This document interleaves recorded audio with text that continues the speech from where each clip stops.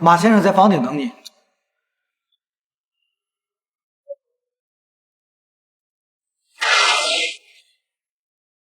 老炮踏上屋顶，走向马云飞的刹那，这一步就像踩在刀锋之上，是整场卧底棋局里最凶险的落子。他必须套上敌人的思维外壳，编织一段以性义为内核的虚妄说辞。这场赌上性命演绎的独角戏，唯一的看客恰恰是他日要亲手送进牢笼的对手。在我的故乡，也有这么一个小城镇，我喜欢看火车。我想啊，它会开去一个很远的地方。你以为马云飞是想和老炮坐下来好好谈心吗？事实远没有表面看上去那么简单。马云飞口中的这一番诉说，是顶级毒枭极具城府的试探手段，根本不是一时兴起抒发内心感慨。经历过卧底背叛的马云飞生性多疑敏感，他不会轻易向旁人袒露过往伤痛还有内心软肋，那他又为何主动提起这些尘封往事？看似漫无目的的闲谈对话，暗地里藏着核对信息、验证真假的圈套。马云飞就是要比对老炮当下的回答，和之前的说辞能否完全对上，没有破绽，这也就不难理解。后续他抛出的一连串疑问，全部都是换了角度重复盘问相同的事，自始至终都不存在交心谈话，这是一场步步紧逼的心理博弈较量。你老家在哪儿？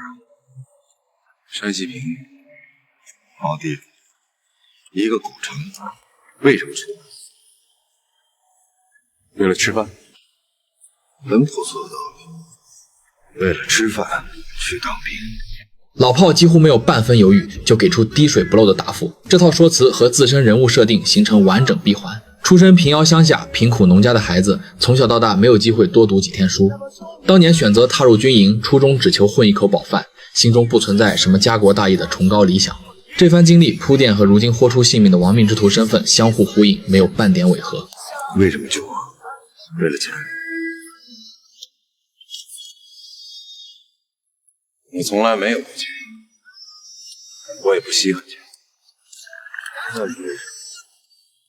直面马云飞抛出的这个疑问，老炮依旧搬出恪守故人、临终嘱托那套说法，只不过这一回他额外补充了一句表述，就是这句听上去晦涩难懂的话语，算得上整段交锋里面的点睛之笔。当然，你不是哈姆雷特，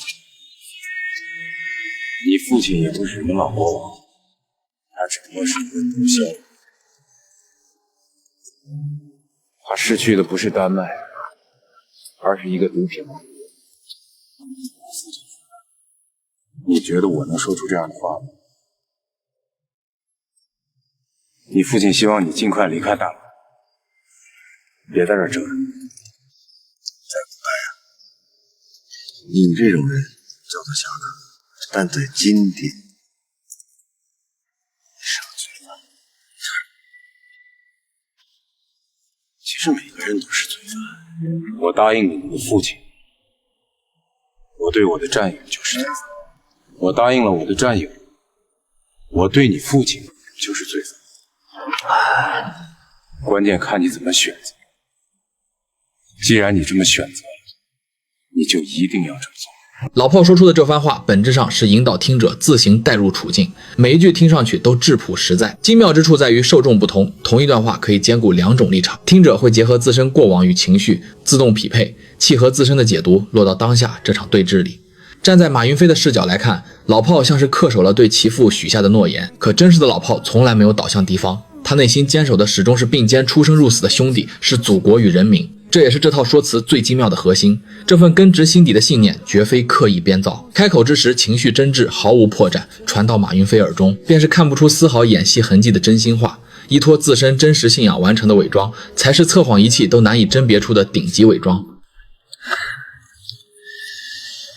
说，你不看戏剧，却懂得萨特的哲学，看来果然是实践出真知，果然是真理。老炮这番话算不上辩解，他是在向马云飞传递想法，我算不上好人，也算不上坏人，我仅仅遵从内心做出选择。听完老炮的表述之后，马云飞露出了笑容，这一笑意味着从当下开始，他对老炮筑起的坚固心理防线裂开第一道缝隙。可他会不会全然信任老炮？答案必然是否定的。身处他们这个圈层的人，能够彻底信赖的只有手中枪械和心中谋划。依靠这番博弈，老炮顺利留在了马云飞身边。